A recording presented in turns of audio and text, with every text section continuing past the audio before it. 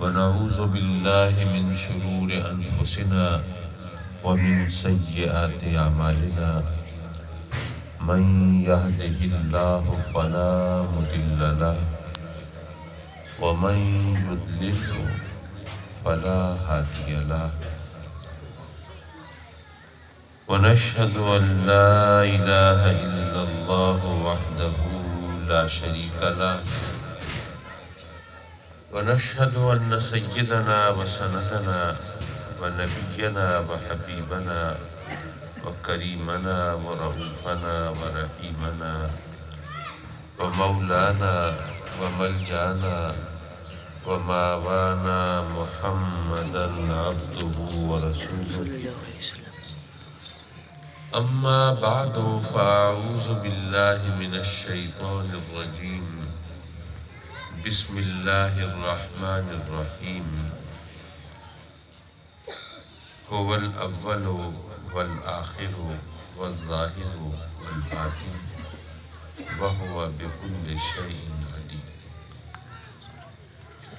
صدق الله مولانا العلي العظيم وصدق رسوله النبي الأمين ونحن على ذلك لمن الشاهدين والشاكرين والحمد لله رب العالمين. واجب التعظیم علماء کرام، لائق صد تکریم مہمانان گرامی اور مکرم و معزز حاضرین محفل، میں آج کی محفل کے بانی اور اس مسجد کے امام و خطیب محترم مولانا محمد بخش صاحب سعیدی کا شکر گزار ہوں کہ انہوں نے مجھے یہاں بلا کر اور آقا دو جہاں صلی اللہ علیہ وآلہ وبارک وسلم کی ولادت باسعادت کا جشن منا کر آپ دوستوں سے ملاقات کا ایک بہت خوبصورت موقع پیدا کیا ہے. اب مجھے یاد نہیں پڑ رہا کہ اس سے پہلے میں یہاں حاضر ہوں. پچھلے سال حاضر ہوئی تھی. اچھا، سبحان اللہ. مجھے کچھ تھوڑا اندازہ ہو رہا تھا کہ ایک آدھ بار میری حاضری ہوئی ہے یہاں، لیکن میں ایگزیکٹلی ریکال نہیں کر رہا تھا. مجھے بالکل صحیح طور پر یاد نہیں آ رہا تھا. تو چلیے مولانا نے رہنمائی فرمائی تو آپ سے ایک بار پھر ملاقات کا موقع ملا. اللہ تعالیٰ آپ سب کو اپنی بے شمار رحمتوں اور نعمتوں سے سرفراز فرمائے. آمین. اگر گزشتہ برس اسی آیت پر کلام ہوا تھا تو کوئی اور آیت اختیار کر لیں. وہ یاد ہے آپ کو؟ سبحان اللہ. حضرات مکرم، اللہ تبارک و تعالیٰ نے اپنے بندوں کی ہدایت و رہنمائی کے لیے سلسلہ نبوت و رسالت جاری فرمایا. یہ ذرا ایکو ختم کر دیجیے. بہت شکریہ. اور آواز بہت تیز نہ ہو، بس اتنی بہت کافی ہے. بہت شکریہ. میں عرض کر رہا تھا کہ رب کائنات نے اپنے بندوں کی ہدایت و رہنمائی کے لیے سلسلہ نبوت و رسالت جاری فرمایا. وہ قادر مطلق ہے، جو چاہے سو کرے.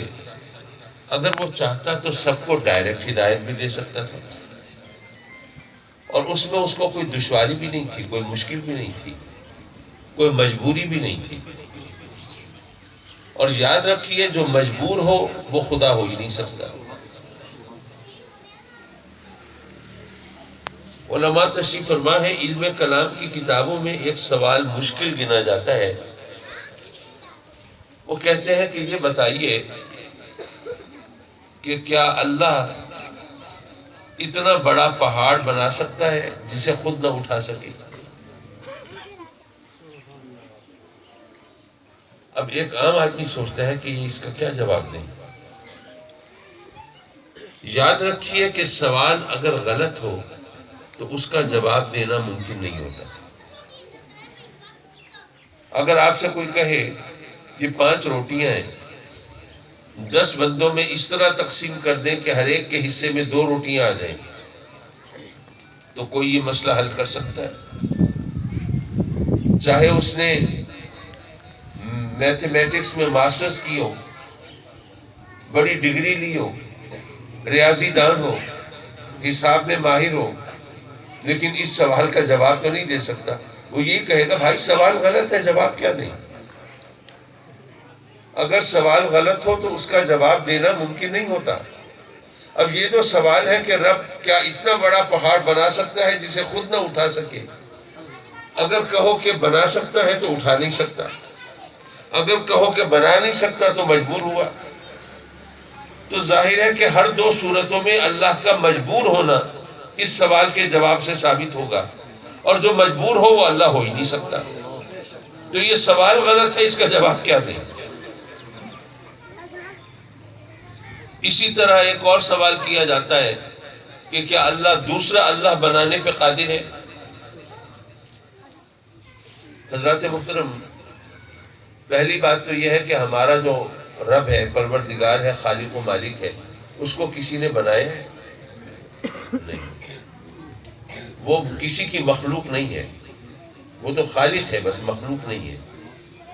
اب جس کو وہ بنائے گا وہ تو مخلوق ہوگا نا، تو مخلوق خالق کے برابر کیسے ہو سکتی ہے؟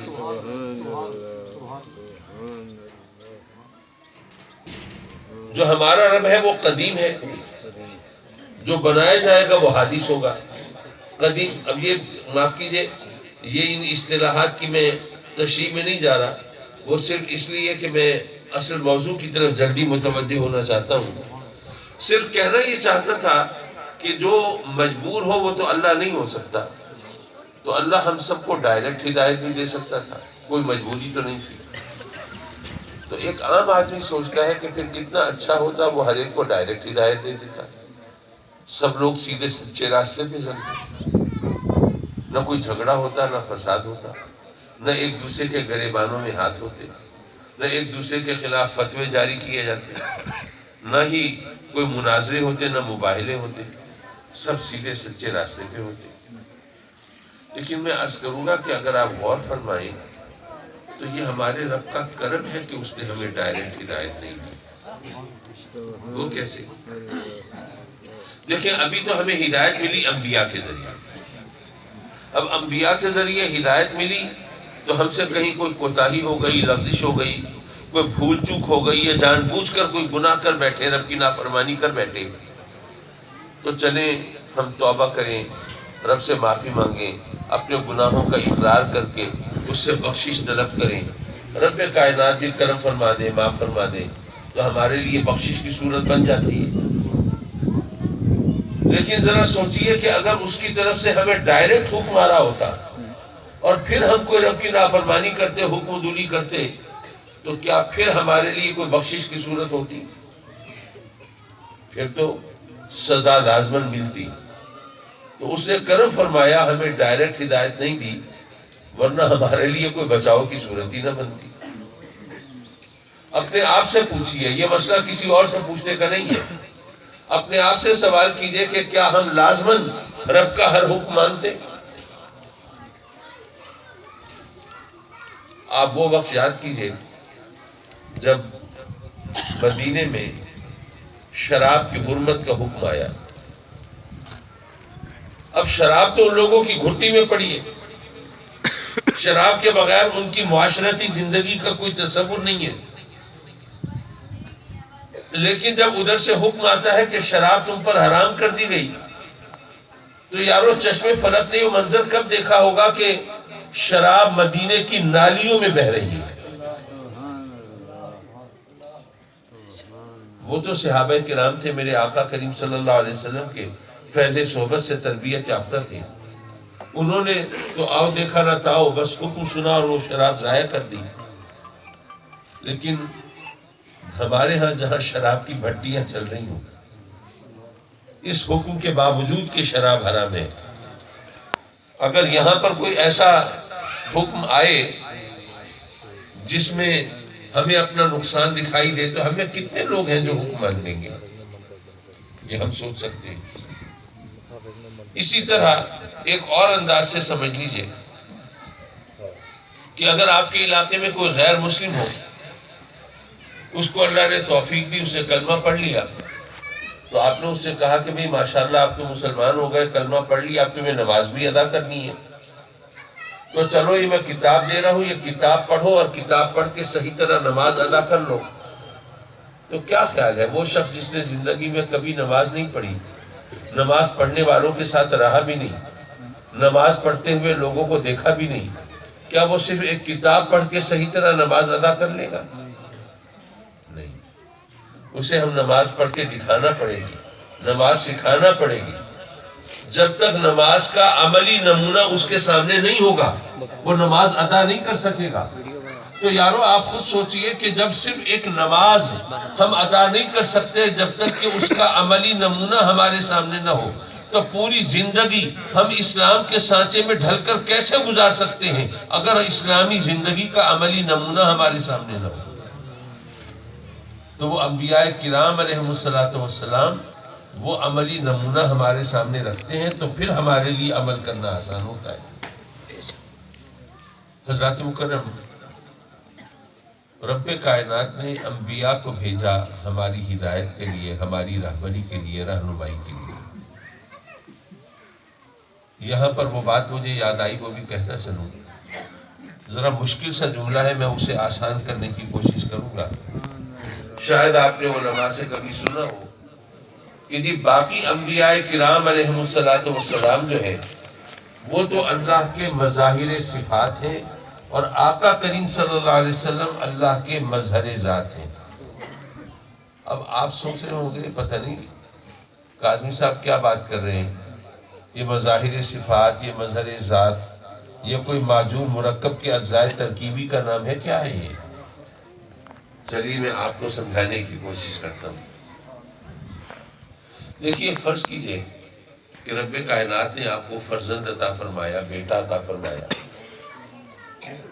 اب وہ ماشاءاللہ اسکول گوئنگ ایج کو پہنچا، جب بچے کو اسکول جانا چاہیے، مدرسے میں جانا چاہیے، اس عمر کو پہنچا. تو آپ نے سوچا کہ 2-4 مہینوں میں بچہ اسکول جائے گا، تو اگر میں بچے کو پہلے ہی ذرا کچھ پڑھا دوں، حرف شناسی کرا دوں، تو ذرا اپنی کلاس میں، اپنی جماعت میں یہ ذرا نمایاں ہو جائے گا، اس کو عزت ملے گی، اس کا دل لگنے لگے گا کلاس میں، پھر مار پیٹ کے اسکول نہیں بھیجنا پڑے گا. حضرات مکرم، تقریریں بھلا دیتے ہیں لوگ، تحریر باقی رہتی ہے. یہ میرے والد گرامی رحمت اللہ علیہ کی نشانی، یہ ماہنامہ السعید کا تازہ شمارہ موجود ہے، کوئی دوست لینا چاہیں تو یہاں پہ حاضر ہے. میں یہ عرض کر رہا تھا کہ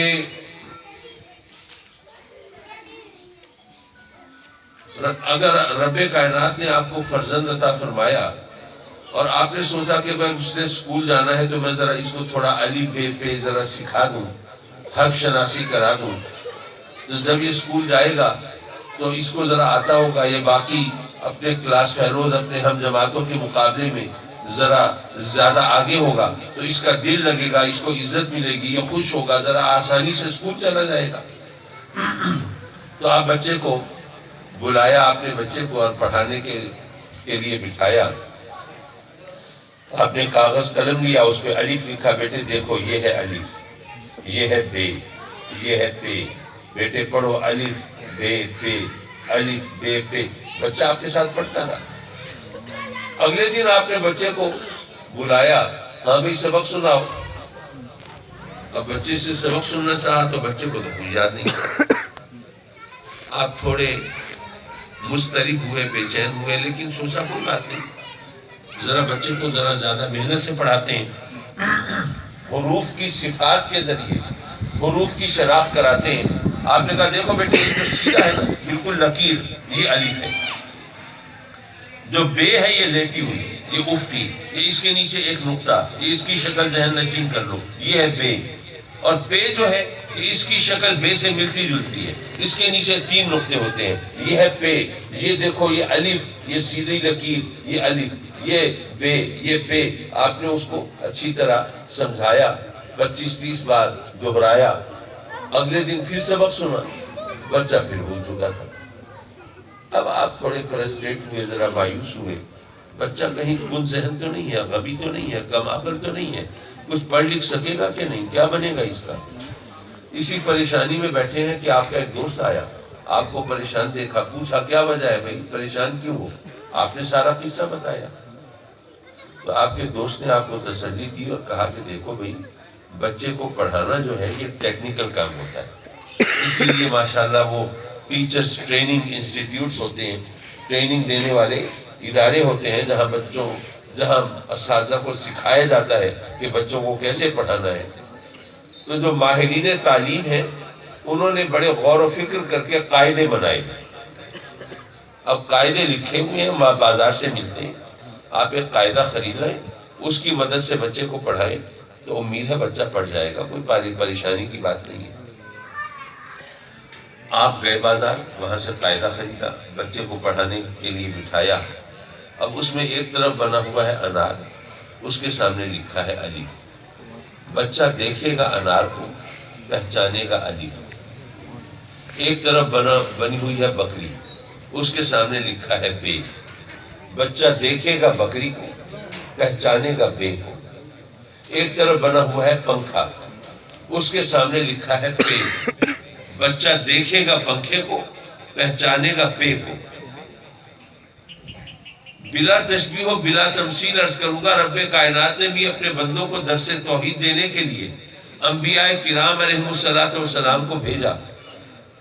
انبیاء کرام تشریف لائے دنیا میں، انہوں نے اللہ کے بندوں کو بتایا کہ وہ جو تمہارا خالق و مالک ہے وہ وحدہ لا شریک ہے، اس جیسا دوسرا کوئی نہیں ہے، اپنی ذات و صفات میں یکتا ہے، منفرد ہے، ممتاز ہے۔ لوگوں نے درس توحید پڑھا لیکن کچھ عرصہ گزرا تو اس کو بھلا دیا۔ رب کائنات نے پھر انبیاء کرام علیہ السلام کو بھیجا، وہ تشریف لائے اور انہوں نے اللہ کے بندوں کو اللہ کی صفات کے ذریعے اللہ کی پہچان کرائی اور بتایا کہ وہ جو تمہارا خالق و مالک ہے وہ رحمان ہے، وہ رحیم ہے، وہ تواب ہے، وہ ستار ہے، وہ غفار ہے، وہ علیم ہے، وہ خبیر ہے، وہ حی ہے، وہ قیوم ہے۔ اس کی صفات کے ذریعے اس کی پہچان کرائی۔ اللہ کے بندوں نے وہ درس توحید پڑھا، ذہن نشین کیا، لیکن کچھ عرصہ گزرا تو پھر اس کو فراموش کر دیا، بھلا دیا۔ بالآخر رب کائنات نے بھیجا اپنے محبوب علیہ السلام کو اور گویا یوں فرمایا کہ اے میرے بندو اب دیکھو مصطفیٰ کو اور پہچانو خدا کو۔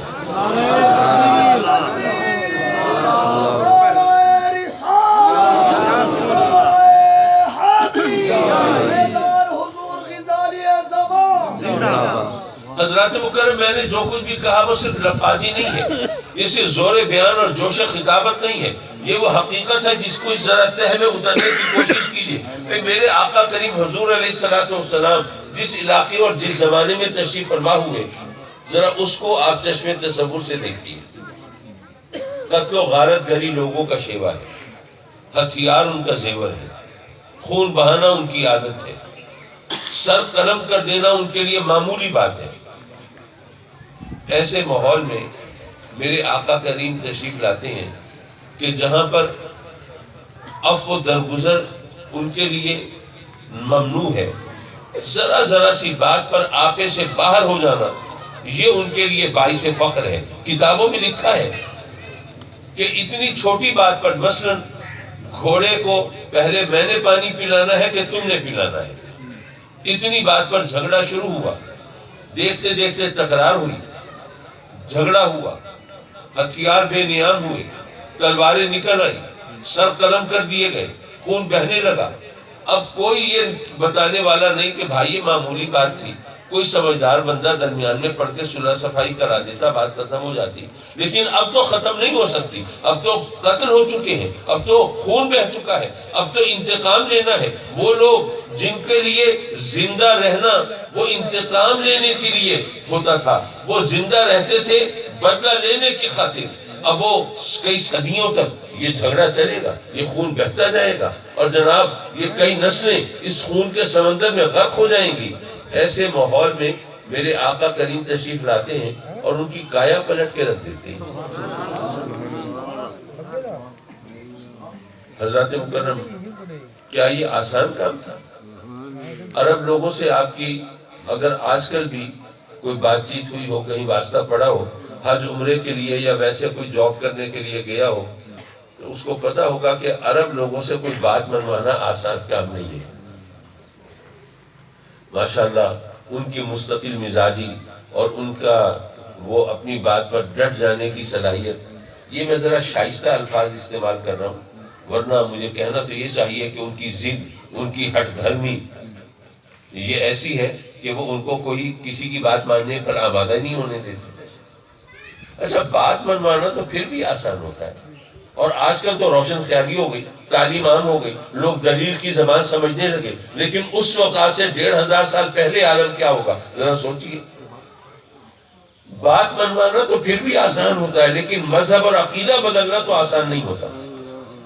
تو میرے آقا کریم نے ان سے کیسے منوایا ہوگا؟ وہ بتوں کی پوجا کرتے تھے، ان میں کچھ آگ کی پرستش کرنے والے بھی تھے، کچھ درختوں اور پہاڑوں کی عبادت میں مشغول بھی تھے، کچھ چاند اور سورج کو اپنا معبود ماننے والے بھی تھے۔ ان سے کیسے منوایا ہوگا؟ یہ بات ذرا باریک سی ہے، ذرا آپ سمجھیے۔ وہ جتنے لوگ ہیں وہ اپنے خداؤں کو دیکھ کر ان کی عبادت کرتے ہیں، ٹھیک ہے نا؟ بت ان کی آنکھوں کے سامنے، آگ ان کی آنکھوں کے سامنے، وہ درخت اور پہاڑ ان کی نگاہوں کے سامنے، اور چاند اور سورج کو بھی دیکھ کر ان کی پوجا کرتے ہیں۔ یارو میرے آقا کریم نے ان سے کیسے منوایا ہوگا کہ یہ جو دکھائی دیتے ہیں یہ کچھ نہیں، اور وہ جو دکھائی نہیں دیتا وہی سب کچھ ہے۔ کتنا مشکل ہوگا یہ منوانا، کیسے منوایا ہوگا؟ حضرات مکرم، بات کیوں ہے؟ میرے آقا کریم صلی اللہ علیہ وسلم نے گویا یہ فرمایا کہ اے لوگوں، میں تمہارا خدا نہیں ہوں، میں تمہارا معبود نہیں ہوں، میں پرستش کے لائق نہیں ہوں، میں پوجا کے قابل نہیں ہوں، میں تو اس کا فرستادہ رسول ہوں، بھیجا ہوا نبی ہوں، میں تو اس کا عبد مقدس ہوں، اس کا پاک بندہ ہوں۔ اے لوگوں، میں تمہارا خدا نہیں، لیکن اگر پتھر میرے نام کا کلمہ پڑھتے ہیں تو جس کا کلمہ میں پڑھتا ہوں اس کی شان کیا ہوگی؟ اے لوگوں، میں تو پوجا کے لائق نہیں، لیکن اگر جانور میرے قدموں پہ سجدہ ریز ہوتے ہیں تو جس کی بارگاہ میں ماتھا ٹیکتا ہوں اس کا مقام کیا ہوگا؟ اے لوگوں، میں تو تمہارا خالق و مالک نہیں، لیکن اگر چاند میرے اشارے پہ 2 ٹکڑے ہو جاتا ہے تو جس کے اشاروں پہ میں چلتا ہوں اس کی طاقت کا عالم کیا ہوگا؟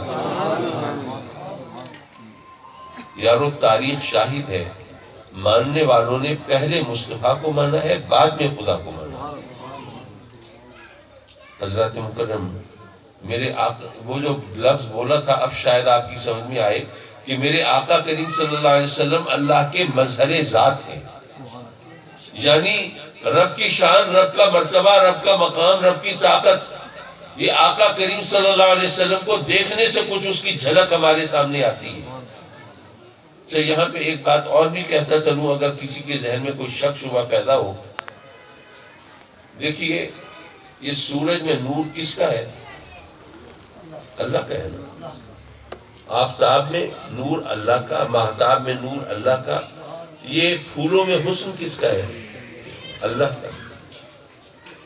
اب یہ آپ کے سوچنے کی بات ہے کہ اگر اللہ کا نور چاند اور سورج میں چمکے تو شرک نہیں ہے، اور اللہ کا حسن اگر کلیوں اور پھولوں میں جھلکے تو یہ شرک نہیں ہے۔ تو اگر اس کے علم و اختیار کے جلوے اس کے محبوبوں میں نظر آ جائے تو شرک کیوں ہونے لگا؟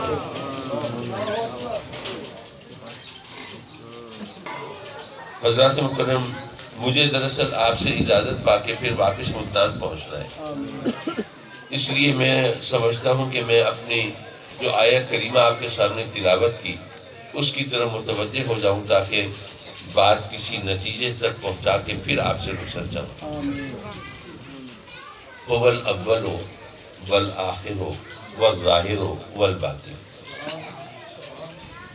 اول بھی وہ آخر بھی ہو، ظاہر بھی ہو، باطن بھی ہو۔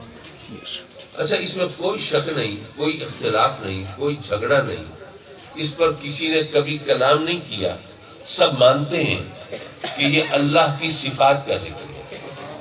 اللہ اول بھی ہے، اللہ آخر بھی ہے، اللہ ظاہر بھی ہے، اللہ باطن بھی ہے۔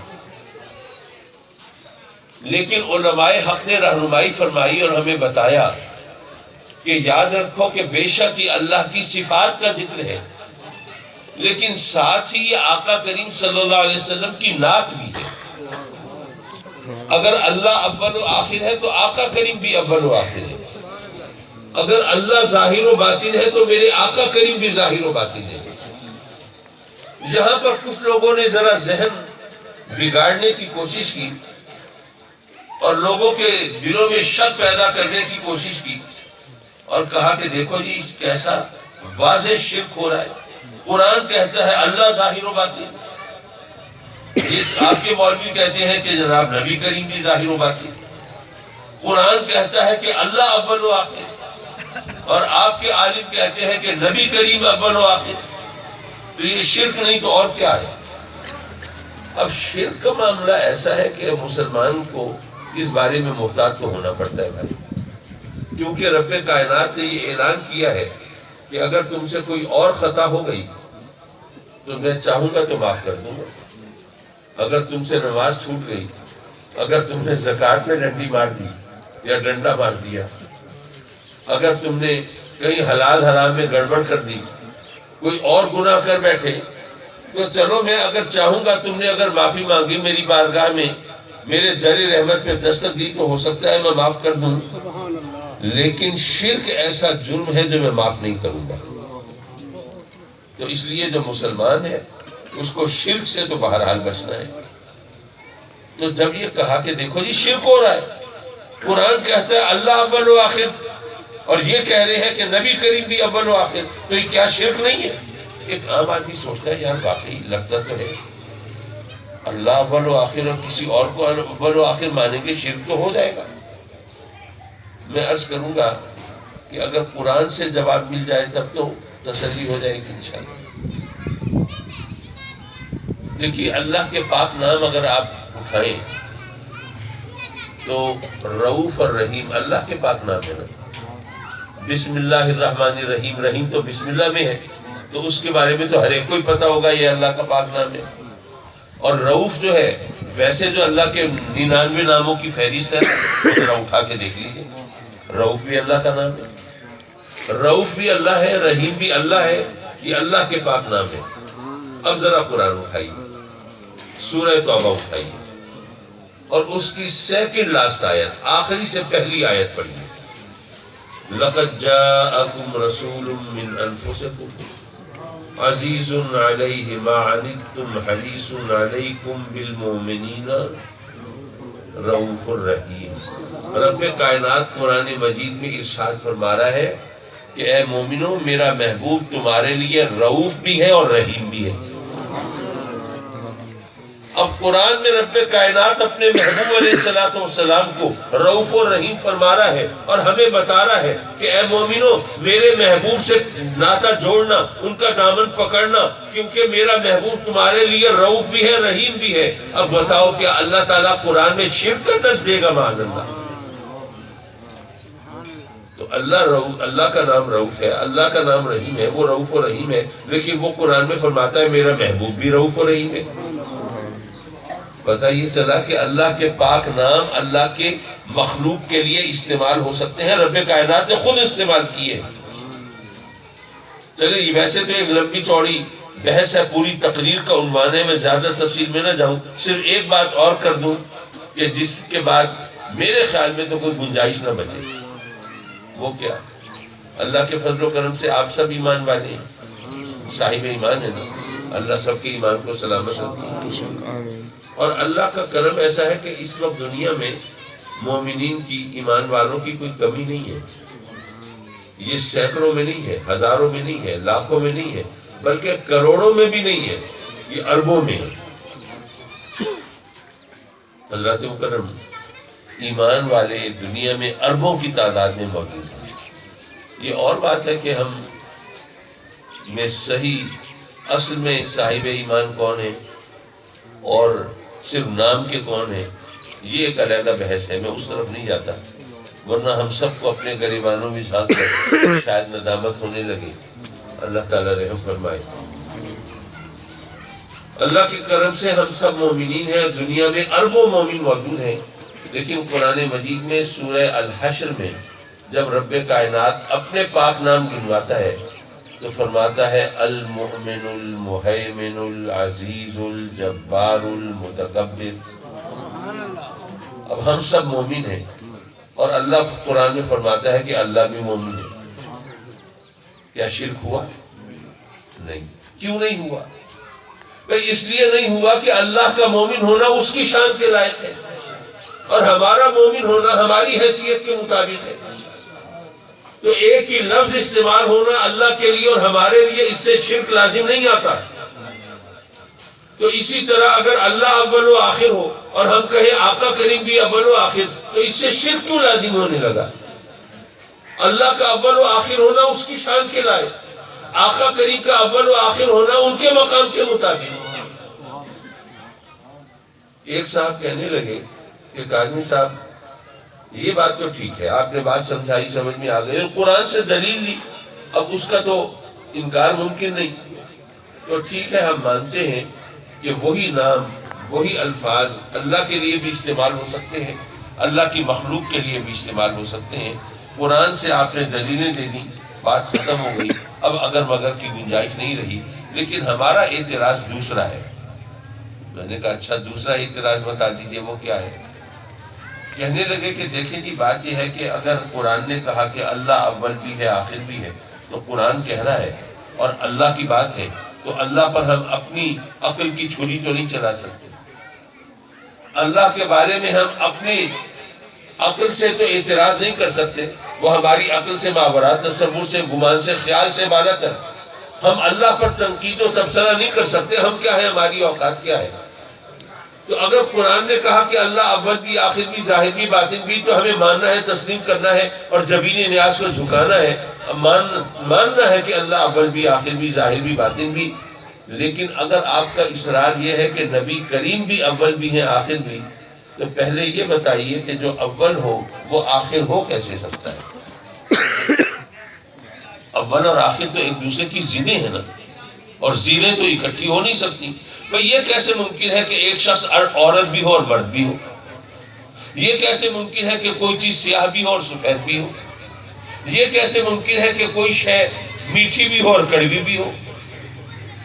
یہ تو ظاہر ہے یہ دو ضدیں اکٹھی تو نہیں ہو سکتی، یا کوئی چیز سفید ہوگی یا سیاہ ہوگی، یا میٹھی ہوگی یا کڑوی ہوگی، یا کوئی عورت ہوگی یا کوئی مرد ہوگا، اکٹھے تو نہیں ہو سکتے۔ تو اللہ اول بھی ہے آخر بھی، وہ تو اللہ ہے نا، وہاں تو ہم کلام کر نہیں سکتے۔ قرآن نے کہہ دیا کہ اللہ اول بھی ہے آخر بھی، تو مان لیا ہم نے اللہ اول بھی آخر بھی۔ لیکن اگر آپ کہتے ہیں نبی کریم بھی اول بھی ہے آخر بھی، تو پہلے یہ بتائیے جو اول ہو وہ آخر ہو کیسے سکتا ہے؟ میں عرض کروں گا اس کا جواب 3 حصوں میں۔ پہلی بات یہ ہے کہ اب تو ماشاءاللہ میرا بیٹا جوان ہے اور تنظیم السعید کے سلسلے میں اس کا آنا جانا بھی ہوتا ہے، دادا کے نام پہ اس کا نام ہے احمد سعید۔ لیکن آج سے 20-22 برس پہلے تو وہ بچہ تھا، تو ایک دن مجھ سے پوچھنا ہے کہ بابا یہ بتائیں کہ کیا واقعی قرآن میں لکھا ہے کہ اللہ نے حضرت آدم علیہ السلام کو مٹی سے بنایا؟ اب اس کا انداز یہ لگ رہا تھا کہ وہ اس کو خیال ہے کہ میں کہوں گا کہ نہیں ایسی کوئی بات نہیں، لیکن میں نے اس کو بتایا کہ بیٹے قرآن میں یہ بات موجود ہے اور کئی جگہ رب کائنات نے ارشاد فرمایا۔ اب پہلے تو وہ ذرا خاموش ہو گیا، جیسے کوئی ان ایکسپیکٹڈ، کوئی غیر متوقع جواب مل گیا نا اس کو۔ پھر ذرا سوچ کے دوبارہ بولتا، بابا اگر واقعی قرآن میں یہ لکھا ہے تو کیا کبھی یہ ہندوؤں نے، سکھوں نے، کافروں نے کبھی اعتراض نہیں کیا کہ دیکھو قرآن جس کو یہ اللہ کا کلام مانتے ہیں اس میں یہ لکھا ہے کہ جناب حضرت آدم کو مٹی سے بنایا، ایک گوشت پوش کا انسان مٹی سے بنایا، کسی نے اعتراض نہیں کیا، یہ کیسے ممکن ہے؟ میں نے کہا کہ بیٹے حضرت آدم علیہ السلام کو اللہ نے مٹی سے کیسے بنایا یہ بات تو علیحدہ رکھو، پہلے ہم یہ دیکھ لیتے ہیں کہ آج ہم کس چیز سے بنتے ہیں۔ میں نے کہا کہ بیٹے آپ دیکھو، ایک بچہ پیدا ہوتا ہے، کتنا چھوٹا سا منا سا بچہ ہوتا ہے، پھر وہ پلتا ہے، بڑھتا ہے، زندگی کی منزلوں سے گزرتا ہے، پھر جوانی کے عالم میں پہنچتا ہے، وہ 6 فٹا جوان کھڑا ہوتا ہے۔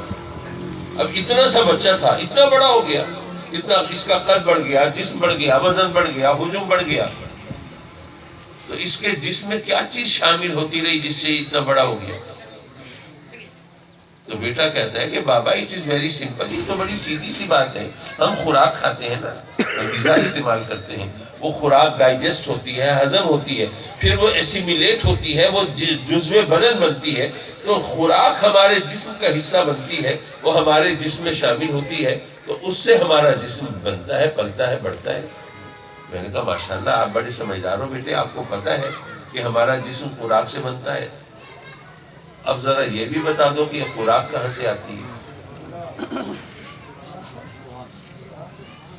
اب آپ یہ مت بتائیے کہ جی ہم دکان سے خرید لاتے ہیں، آپ کا تو کھیتوں کھلیانوں سے تعلق ہے، آپ کو تو معلوم ہونا چاہیے کہ اگر زمین سے سبزہ اگنا بند ہو جائے تو دنیا میں کسی کو کہیں سے خوراک نہ ملے۔ آج سے کوئی 15-20 سال پہلے کراچی کا کوئی بچے آئے ملتان ہمارے گھر، مجھ سے کہنے لگے کہ انکل ہمیں کماد کے کھیت دیکھنے ہیں۔ میں نے کہا بیٹے مجھے کچھ پتا نہیں ہے کہ آج کل کماد کا سیزن ہے یا نہیں ہے، چلو چلتے ہیں، جو بھی کھیت ہوں گے دیکھ لینا۔ نہیں نہیں ہمیں کماد کے کھیت دیکھنے ہیں۔ میں نے کہا کیوں کماد کے کھیت کیوں دیکھنے ہیں؟ کہنے لگے ہمیں دراصل یہ دیکھنا ہے کہ آپ لوگ یہ گنوں کو میٹھا کرنے کے لیے کتنی چینی ڈالتے ہیں کھیتوں میں۔ وہ تو کراچی کے بچے تھے، ان کو تو نہیں پتا تھا، لیکن آپ کا تو زمین سے رشتہ ہے، کھیتوں کھلیانوں سے آپ کا تعلق ہے، آپ کو پتا ہے کہ خوراک در حقیقت زمین سے اگتی ہے۔ اگر زمین سے سبزہ اگنا بند ہو جائے تو فاقے ہو جائے، کوئی کسی کو کچھ کھانے کو نہ ملے۔ اور اگر کوئی بچہ یہ خیال کر رہا ہو کہ جناب کمال کرتے ہیں، ضروری تو نہیں کہ ہم گندم اور چاول کھائیں، ضروری تو نہیں کہ سبزیاں ترکاریاں پھل فروٹ کھائیں، ہم گوشت کھا لیں گے، انڈے کھا لیں گے، دودھ پی لیں گے، ہم زیادہ مزے کی چیزیں استعمال کر لیں گے۔ تو میں عرض کروں گا کہ بے شک بچوں، آپ تو گوشت انڈے کھا لو گے، دودھ پی لو گے، لیکن جن جانوروں کے گوشت انڈے دودھ آپ استعمال کرو گے وہ روزہ رکھے رہیں گے کیا؟ اگر زمین سے سبزہ اگنا بند ہو جائے تو کسی کو کہیں سے کچھ نہ ملے، خوراک در حقیقت مٹی سے اگتی ہے اور وہ ہم کھاتے ہیں اور اس سے ہمارا جسم بنتا ہے۔ تو اگر آپ چاہیں تو کسی لیبارٹری میں جا کر اپنا کوئی ناخن، کوئی کھال، کوئی بال، کوئی گوشت، کوئی ہڈی، جسم کا کوئی حصہ دیں اور ان سے کہیں کہ ذرا ٹیسٹ کر کے بتائیں کہ یہ اس کے انگریڈینٹس کیا ہیں، اس کے کمپوننٹس کیا ہیں، اس کے اجزائے ترکیبی کیا ہیں، کن چیزوں سے ہمارا جسم بنا ہے، تو وہ جناب ٹیسٹ کر کے جن جن چیزوں کا نام لیں گے، وہ جون سے کمپاؤنڈز ہیں، ایلیمنٹس ہیں، جو کچھ بھی ہے وہ سب اسی مٹی کے اندر موجود ہے۔ آج بھی ہمارا جسم اسی مٹی سے بنتا ہے۔ جب ہم زندگی گزار کے دنیا سے رخصت ہوتے ہیں تو یار لوگ لے جا کے ہمیں قبر میں دفنا دیتے ہیں، وہاں پر یہ جسم ڈی کمپوز ہو جاتا ہے، منتشر ہو جاتا ہے، گل جاتا ہے، مٹی میں مل کر مٹی ہو جاتا ہے۔ آئے بھی مٹی سے تھے، گئے بھی مٹی میں ہیں، اول بھی مٹی ہے، آخر بھی مٹی ہے، اور درمیان میں جو کچھ ہے وہ اول و آخر کا صدقہ ہے۔ ذرا کامن سینس کے حوالے سے بھی سمجھ لیں۔ دیکھیے آپ کو پتہ ہے میں ملتان سے آیا ہوں، ملتان دنیا بھر میں آموں کے لیے مشہور ہے، حالانکہ میں مانتا ہوں کہ شاید رحیم یار خان کے آم لذت میں شاید وہاں سے بھی زیادہ ہوں، لیکن بہرحال چونکہ اب رحیم یار خان وغیرہ تو اب آج کے نام ہے نا، تاریخ اگر اٹھا کے دیکھیں تو ملتان اس علاقے کا سب سے بڑا نام وہی تھا۔ بلکہ ایک بات آپ کو اور بتا دوں، شاید آپ کے لیے لطف و لذت کا باعث ہو۔ حضور داتا صاحب رحمۃ اللہ علیہ کشف المحجوب میں تحریر فرما رہے ہیں کہ میں لاہور میں قیام پذیر ہوں۔ اب لاہور کہاں ہے؟ تو اس میں فرماتے ہیں یکے از مضافات ملتان، ملتان کے مضافات میں ایک جگہ ہے جس کو لاہور کہتے ہیں، میں وہاں پہ ٹھہرا ہوا ہوں۔ یعنی لاہور کی پہچان بھی ملتان کے حوالے سے ہوتی ہے۔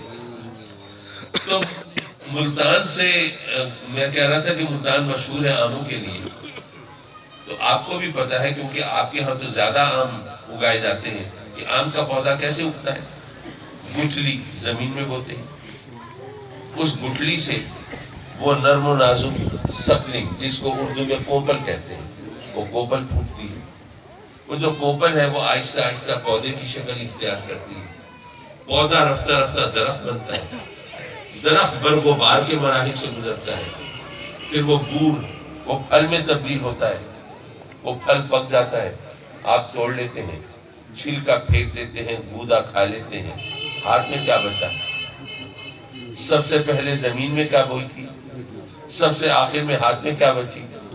یارو جو اول ہوتا ہے وہی آخر ہوتا ہے، اور درمیان میں جو کچھ ہے وہ اول و آخر کا صدقہ ہوتا ہے۔ ذرا جیومیٹریکل سٹائل میں بھی اس کو سمجھ لیں، اگر آپ ایک دائرہ بنانا چاہیں تو کسی پوائنٹ سے کسی نقطے سے دائرہ شروع کریں گے، اور یارو وہ دائرہ مکمل نہیں ہوگا جب تک گھوم کر واپس اسی نقطے پر نہ پہنچ جائیں جہاں سے شروع کیا تھا، جب تک ابتدا اور انتہا کا ملاپ نہیں ہوگا دائرہ مکمل نہیں ہوگا، جب تک آغاز و انجام یکجان نہیں ہوں گے دائرہ مکمل نہیں ہوگا، جب تک اول اور آخر ایک نہیں ہوں گے دائرہ مکمل نہیں ہوگا۔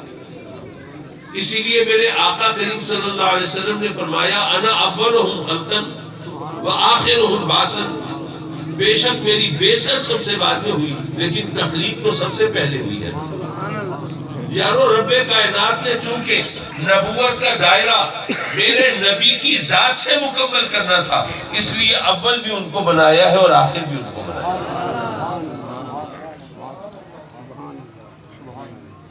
حضرات مکرم، ممکن ہے آپ کہیں کہ اچھا جی چلیے اول اور آخر تو کسی طرح گھول کے آپ نے پلا دیے، لیکن ظاہر و باطن کا کیا کریں گے؟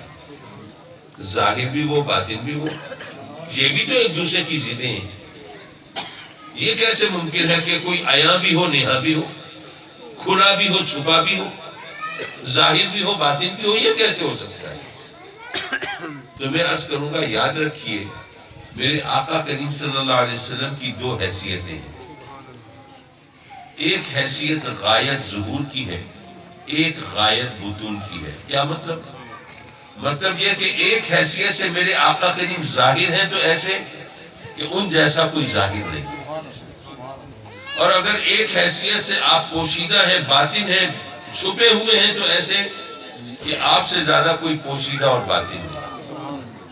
اگر ظہور کا عالم دیکھنا ہو تو یارو ظاہر ہے تو ایسے کہ کنکر اور پتھر بھی جانتے ہیں کہ اللہ کے رسول ہیں، آپ کے نام کا کلمہ پڑھ رہے ہیں، جانور بھی جانتے ہیں کہ اللہ کے رسول ہیں، آپ کے قدموں پہ سجدہ ریز ہو رہے ہیں، کہ درخت اور پودے بھی جانتے ہیں کہ اللہ کے رسول ہیں، کہ آپ کے بلاوے پر جڑوں سمیت گھسٹتے ہوئے حاضر خدمت ہو رہے ہیں، پانی بھی جانتا ہے کہ اللہ کے رسول ہیں، کہ آپ کے اشارے پر آپ کی مقدس انگلیوں سے جاری ہو جاتا ہے،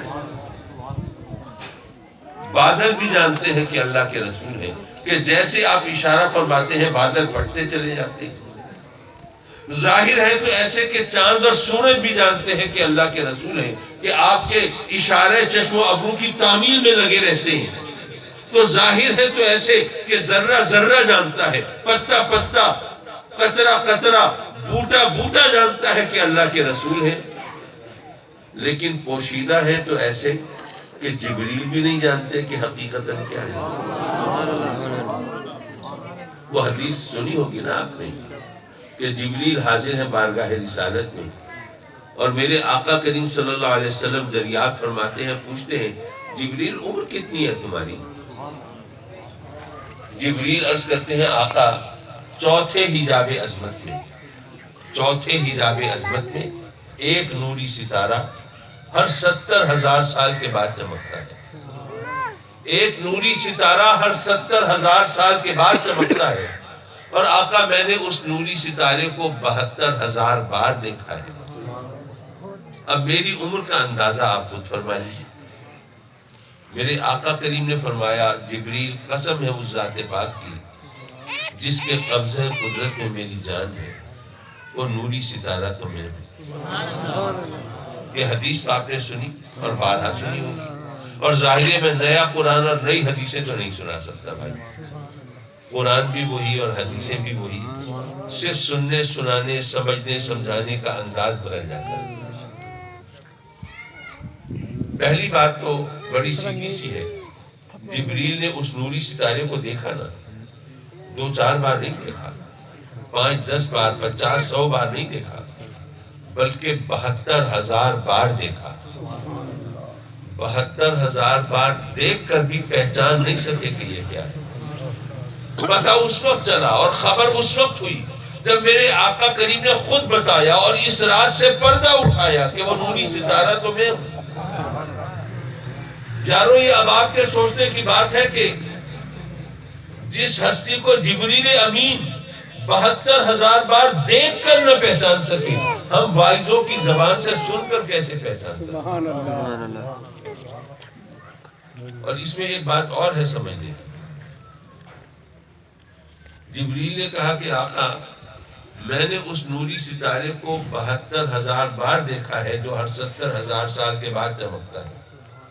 میری عمر کا اندازہ آپ خود فرما لیجیے۔ پہلی بات تو یہ ہے کہ اس میں اندازے کی تو بات ہی نہیں لگتی، یہ تو سمپل ملٹیپلیکیشن کا سوال ہے، سیدھی سادھی ضرب ہے۔ کسی تیسری چوتھی جماعت کے بچے کو سوال دیجئے کہ جی ایک نوری ستارہ ہر 70,000 سال کے بعد چمکتا ہے اور جبریل نے اسے 72,000 بار دیکھا ہے، تو آپ جبریل کی عمر بتائیے، تو وہ سیدھا سادہ 72,000 کو 70,000 سے ضرب دے کے وہ بتا دے گا جبریل کی اتنی عمر ہے۔ جب میرے آقا کریم نے عمر پوچھی تو کیا جبریل کو اتنی سیدھی سادھی ضرب نہیں آتی تھی؟ وہی ضرب دے کے بتا دیتے میں آقا میری اتنی عمر ہے؟ نہیں، وہ پہیلیاں بوجھنے بیٹھ گئے۔ ایک نوری ستارہ ہر 70,000 سال کے بعد چمکتا ہے، میں نے اسے 72,000 بار دیکھا ہے، عمر کا اندازہ آپ فرما لیجئے۔ اس میں اندازے کی تو بات ہی نہیں، یہ تو سیدھا سادہ حساب کا سوال ہے۔ یارو بات کیوں ہے، اس کو ایک انداز سے سمجھیے۔ دیکھیے میں اب کس کی مثال دوں، چلیے مولانا محمد بخش صاحب کی مثال دے دیتے ہیں۔ ان کو میں بھیجتا ہوں، فرض کیجئے کہ چلے اب کسی سیاسی شخصیت کا بھی نام لے لوں تو کوئی برائی تو نہیں ہے۔ میں نے ان سے کہا کہ جی آپ ذرا جائیں وہ جاوید بڑائی صاحب کے پاس، MNA صاحب کے پاس، میرا یہ خط ہے، لے جائیں اور جواب لکھوا لائیں۔ تو ان کے ڈیرے تک پہنچنے میں کتنی دیر لگتی ہے یہاں سے؟ 1 گھنٹہ۔ میں نے مولانا محمد بخش صاحب سے کہا کہ یہ دیکھیں 1 گھنٹہ جانے کا، 1 گھنٹہ آنے کا، 2 گھنٹے میں واپس آ جائیے گا، میں اس سے زیادہ ٹھہروں گا نہیں۔ مولانا محمد بخش کہیں گے کہ صحیح آپ نے 1 گھنٹہ جانے کا گنا، 1 گھنٹہ آنے کا گنا۔ آپ کو پتہ ہے گنے کی ٹرالیاں بھی ہوتی ہیں راستے میں، اس سے بھی کچھ اونچ نیچ ہو جاتی ہے۔ پھر ضروری تو نہیں کہ جاوید بڑائی صاحب باہر میرے انتظار میں کھڑے ہوں، ہو سکتا ہے وہ اندر ہو، پھر ان کو آنے میں باہر دیر لگے گی۔ اچھا باہر بھی کھڑے ہوں تو میں ان کو خط دوں گا، وہ پڑھیں گے، پھر اس کا جواب لکھیں گے، تو کچھ وقت تو لگے گا نا۔ تو آپ نے 1 گھنٹہ جانے کا گن لیا، 1 گھنٹہ آنے کا گن لیا، تو 2 گھنٹوں میں تو میں نہیں آ سکتا۔ صحیح، یہ تو آپ کو کچھ تھوڑا مارجن رکھنا چاہیے، گنجائش رکھنی چاہیے۔ اس طرح تو حساب کتاب غلط ہے۔ بات صحیح ہے کہ نہیں؟ حضرات مکرم، جبریل نے یہ تو بتایا کہ ایک نوری ستارہ ہر 70,000 سال کے بعد چمکتا ہے، اور یہ بھی بتایا کہ جبریل نے اسے 72,000 بار دیکھا ہے۔ لیکن جبریل نے یہ تو نہیں بتایا کہ جب وہ نوری ستارہ چمکتا ہے تو کتنی دیر تک چمکتا رہتا ہے۔ تو جتنی دیر وہ نوری ستارہ چمکتا رہتا ہے وہ بھی تو جبریل کی عمر کا حصہ ہے۔ وہ 1 ساعت کے لیے، 1 گھڑی کے لیے، 1 لمحے کے لیے، 1 دن کے لیے، 1 ہفتے کے لیے، 1 مہینے کے لیے، 1 سال کے لیے یا 1000 سال کے لیے، بھئی کتنی دیر کے لیے وہ نوری ستارہ چمکتا ہے، وہ بھی تو کیلکولیشن میں آنا چاہیے۔ وہ بھی تو جبریل کی عمر کا حصہ ہے، اس کا کہیں ذکر ہی نہیں۔ دراصل جبریل یہی عرض کر رہے ہیں کہ آقا آپ نے مجھ سے عمر پوچھی ہے نا، تو آقا میں اپنی عمر نہیں بتا سکتا، میں صرف اتنا بتا سکتا ہوں کہ ایک نوری ستارہ ہر 70,000 سال کے بعد چمکتا ہے، اور جب وہ طلوع ہوتا ہے اور اس کی نورانی کرنوں سے جب میری نگاہیں الجھتی ہیں تو آقا پھر وقت گزرتا رہتا ہے، پھر ماہ و سال بدلتے رہتے ہیں، پھر شب و روز بیتتے رہتے ہیں، اور مجھے وقت گزرنے کا پتہ نہیں چلتا۔ ہاں، جب وہ نوری ستارہ اپنی چھپ دکھلا کر روپوش ہوتا ہے، غروب ہوتا ہے، نگاہوں سے اوجھل ہوتا ہے، تو تب میں اضطراب اور بے چینی میں ماہ و سال گننے لگتا ہوں، اور گھڑیوں کا حساب رکھتا ہوں، اور وقت کا شمار رکھتا ہوں، اور جب 70,000 سال پورے ہوتے ہیں پھر وہ نوری ستارہ طلوع ہوتا ہے، میں پھر اس کے دیدار میں محو ہو جاتا ہوں، اور پھر مجھے پتہ نہیں چلتا کتنا وقت گزر گیا۔ اس لیے میری عمر کا آپ اندازہ لگا لیجئے، عمر میں نہیں بتا سکتا۔ حضرات مکرم، اب یہ ہمارے سمجھنے کی چیز ہے کہ جس کے جمال کی تاب نہ لا کر جبریل کو وقت گزرنے کا احساس نہ رہے، اس کی حقیقت کو آپ اور میں کیسے پہچان سکتے ہیں؟ حضرات مکرم، مزید یہ کہ میرے آقا کریم صلی اللہ علیہ وسلم نے فرمایا، اور کس سے فرمایا؟ اس ہستی سے جو آقا کریم کی امت میں عارف الناس ہے، جو سب سے زیادہ واقف شان محمدی ہے، اور جو سب سے بڑھ کر آشنائے مقام مصطفی ہے۔ میرے آقا کریم نے فرمایا، یا ابا بکر لم یعرفنی حقیقتا غیر ربی، اے ابو بکر تم نے میرے ساتھ زندگی گزاری ہے نا، میرے شب و روز کو دیکھا ہے، میرے ماہ و سال کو دیکھا ہے، زندگی کی 40 بہاروں کو دیکھا ہے۔ اے ابو بکر تم نے میری سیرت کو دیکھا ہے، کردار کو دیکھا ہے، عادات کو دیکھا ہے، اطوار کو دیکھا ہے، میرے ظاہر کو دیکھا ہے، اور اپنی بساط کے مطابق میرے باطن کو دیکھا ہے، میری بشریت کو دیکھا ہے، اور اپنی طاقت کے مطابق میری نورانیت کو دیکھا ہے۔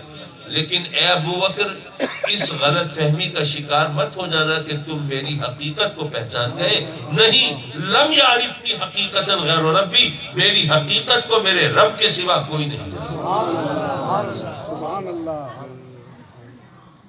حضرات مکرم، یہاں پر ایک اعتراض ہو سکتا ہے، اس کا جواب دیتا چلوں، اور اعتراض میں نے اور کسی اور نے نہیں کیا۔ یہ ذرا واقعہ سن لیجئے، یہ بات ہے 1938 کی، 1938 کی، کیا بولتے ہیں اپنی بولی میں، 38،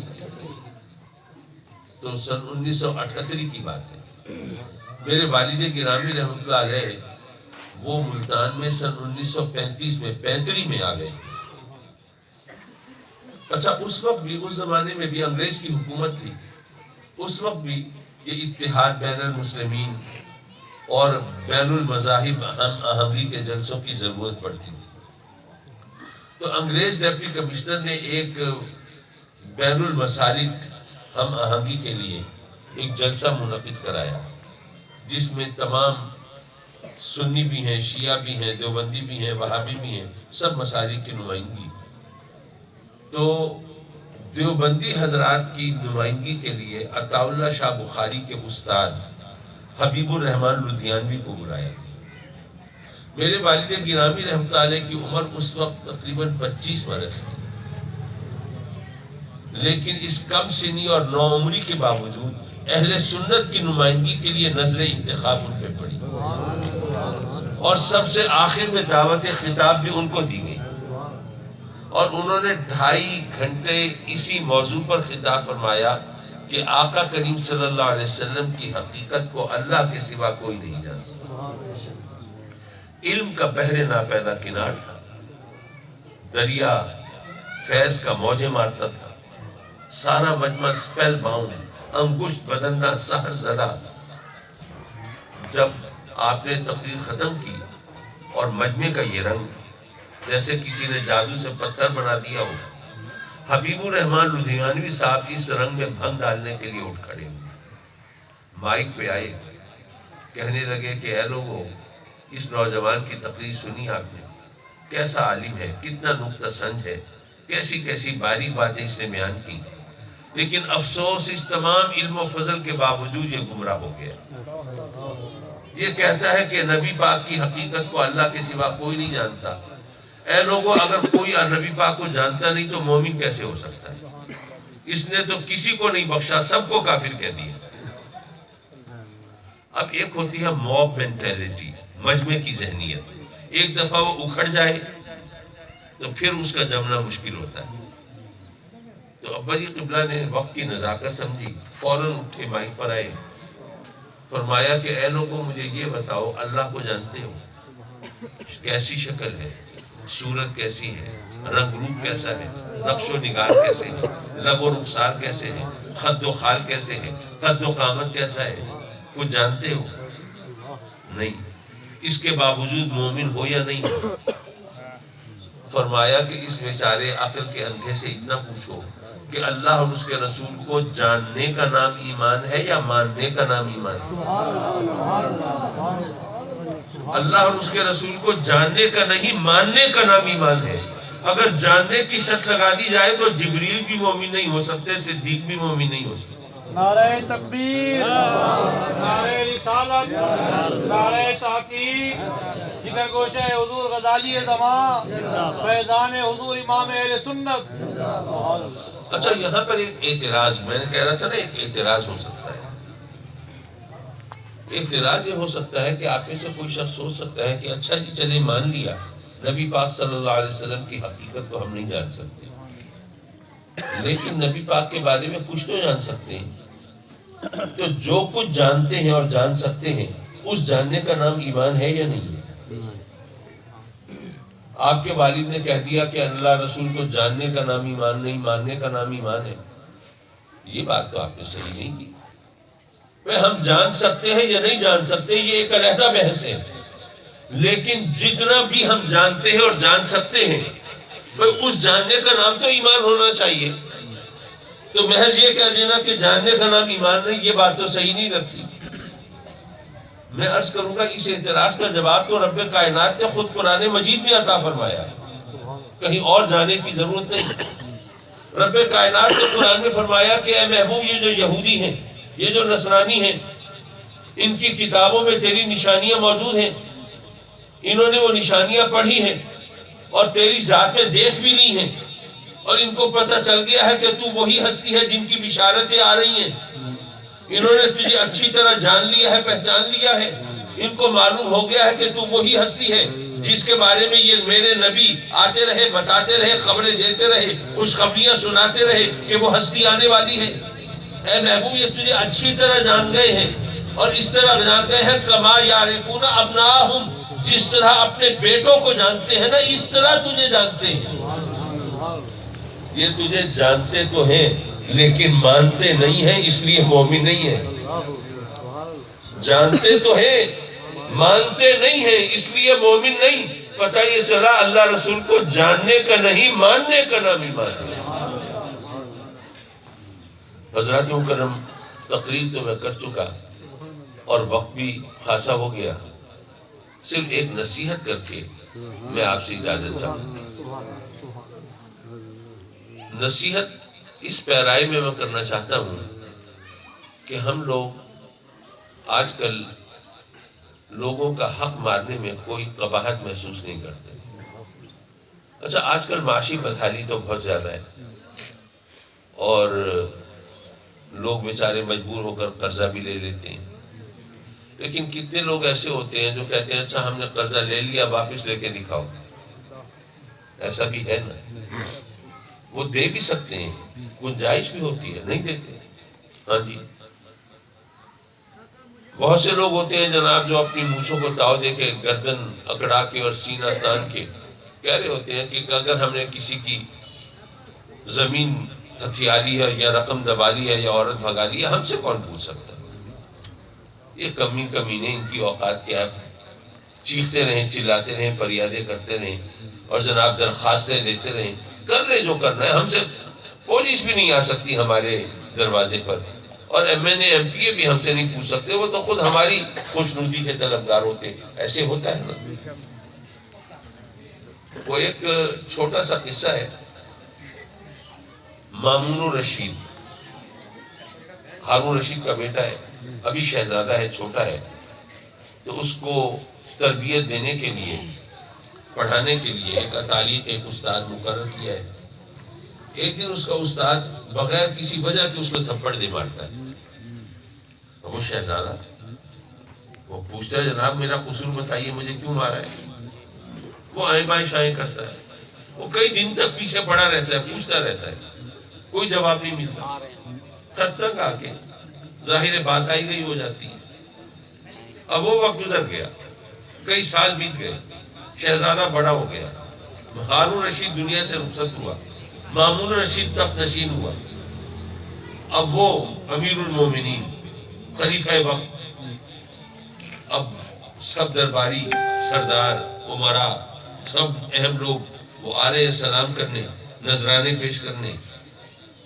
ان میں وہ اس کا وہ استاد اور اطالی وہ بھی آتا ہے. اس کو دیکھ کے اس کو یاد آتا ہے, اپنے کسی خادم کے ذریعے کہلواتا ہے کہ یہ جو صاحب ہیں جو میرے استاد ہیں ان سے کہو کہ وہ ذرا ٹھہریں گے اور دربار برخاست ہونے کے بعد مجھ سے ذرا ملیں گے. جب دربار برخاست ہوتا ہے تو وہ ان کے کہنے کے مطابق وہ ان کے استاد آتے ہیں, ملتے ہیں. تو مامون رشید کہتا ہے کہ جناب بات یہ ہے کہ آپ نے مجھے وہ اس وقت بغیر قصور کے تھپڑ مارا تھا, پوچھ پوچھ کے تھک گیا, آپ نے نہیں بتایا تھا کیوں مارا. میں ایک بات پھر پوچھنا چاہتا ہوں کہ آپ نے مجھے وہ تھپڑ مارا کیوں تھا؟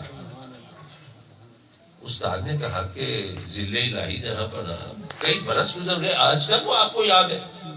اس نے کہا کمال ہے, ایسے ہی خواہ مجھے تھپڑ مار دیا تھا, یاد تو رہنا تھا. استاد نے کہا کہ وہ مسکرایا. اس نے کہا کہ پھر یہ صحیح وقت ہے آپ کو بتانے کا. اس نے کہا کہ بات یہ ہے کہ اگر میں آپ کو لفظوں میں یہ بات بتاتا تو آپ بھول جاتے, آپ کو یاد نہ رہتی. لیکن اب آپ سوچئے کہ آپ کا چونکہ قصور نہیں تھا, اس لیے آپ کو جب میں نے تھپڑ مارا تو آج تک آپ کو یاد ہے کہ میں نے آپ کو بے قصور تھپڑ مارا تھا. تو آپ کو اب آپ تاج و تخت کے وارث ہیں, آپ کی زبان سے نکلا ہوا ایک ایک جملہ لوگوں کی تقدیر بدل سکتا ہے. تو اب آپ کو معلوم ہونا چاہیے کہ جو مظلوم ہوتا ہے نا وہ ظلم کبھی بھولتا نہیں ہے. آپ بھی نہیں بھولے نا, بغیر قصور کے تھپڑ مارا تھا, آپ کو آج تک یاد ہے. تو آپ کو یہ یاد رکھنا چاہیے کہ مظلوم کبھی بھی ظلم نہیں بھولتا, اور جو مظلوم کی آہ ہے وہ تو عرش الہی کو ہلا دیتی ہے. تو جب وہ ظلم بھولے گا نہیں اور مسلسل رب کی بارگاہ میں فریاد کرتا رہے گا تو پھر جو ظالم ہے اس کا حشر کیا ہوگا اور رب کائنات کی وہ پکڑ میں کس طرح آئے گا. تو یہ اب تاج و تخت پہ بیٹھ کے آپ کو یاد رکھنا چاہیے. حضرات مکرم, وہ وقت وہ تھا جو استاد اور اطالب جو ہیں وہ بادشاہوں کو بھی سبق سکھایا کرتے تھے. آج کوئی استاد اسکول میں ذرا سبق سکھانے کی کوشش کرے تو لگ پتہ جائے گا. بہرحال میں نے چاہا کہ میں یہ ایک چھوٹا سا سبق آپ تک پہنچا دوں تاکہ آپ اس بات کا خیال رکھیں کہ رب کائنات کا بھی اعلان ہے کہ اگر کسی نے کسی کا حق مارا ہے تو میں اپنی تمام تر قدرت و اختیار کے باوجود میں معاف نہیں فرماؤں گا جب تک وہ بندہ معاف نہ کرے جس کا حق کسی نے مارا ہے. وہ آخر دعوانا ان الحمدللہ.